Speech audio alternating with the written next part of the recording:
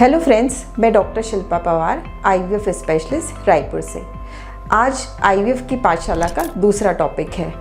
Infertility को समझने के पहले सबसे पहले हमें जानना होगा कि नॉर्मली प्रेगनेंसी कैसे होती है। तो आज यही समझाऊंगी मैं आपको।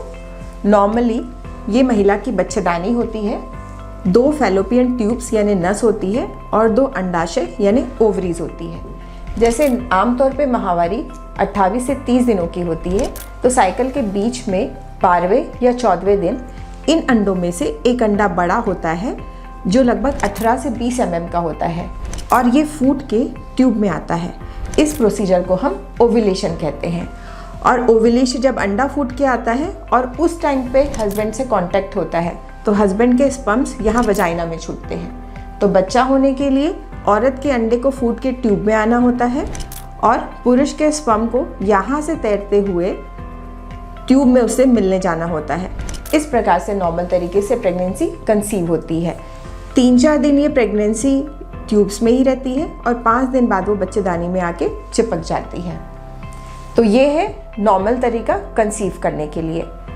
अब हम ये जानेंगे कि किन कपल्स को इनफर्टिलिटी की प्रॉब्लम होती है। सबसे पहले मैं बताऊंगी मेन फैक्टर है, अगर किसी महिला की फैलोपियन ट्यूब यानी नस बंद है या फिर अगर किसी महिला की नसबंदी हो गई है तो एग तो रिलीज होकर ट्यूब में जाएगा और स्पर्म भी उससे मिलने आएगा, पर चूंकि गेट बंद है यानी ट्यूब ब्लॉक है तो वो आपस में मिल नहीं पाएंगे। तो जिन लोग की ट्यूब्स ब्लॉक है उन लोग को भी नॉर्मल तरीके से कंसीव करने में दिक्कत होगी, वो आईवीएफ के माध्यम से प्रेगनेंसी कर सकते हैं। दूसरा रीज़न होता है कि बहुत सारी फीमेल्स ऐसी रहती हैं जिनको पीसीओडी, पॉलीसिस्टिक ओवेरियन सिंड्रोम या अंडाशय में सिस्ट होता है। इसमें 2-3 महीने तक महिला को माहवारी नहीं आती है क्योंकि उनमें से एक भी एग मैच्योर नहीं होता है, यानी उनका ओव्यूलेशन नहीं होता है, जिसके कारण स्पर्म तो आता है पर एग रिलीज नहीं होता है। इससे भी प्रेगनेंसी कंसीव करने में दिक्कत होती है।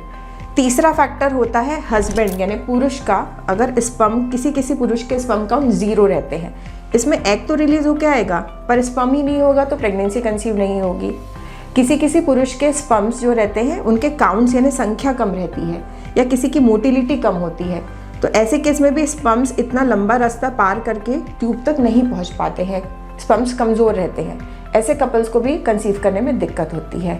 नेक्स्ट रीज़न हो सकता है कि बच्चेदानी में कोई गठान हो सकती है, फाइब्रॉइड हो सकता है या कोई कंजेनाइटल अनोमली हो सकती है, यानी बच्चेदानी के बीच में पर्दा हो सकता है या इन्फेक्शंस हो सकते हैं, जिसके कारण भी प्रेगनेंसी कंसीव करने में दिक्कत हो सकती है।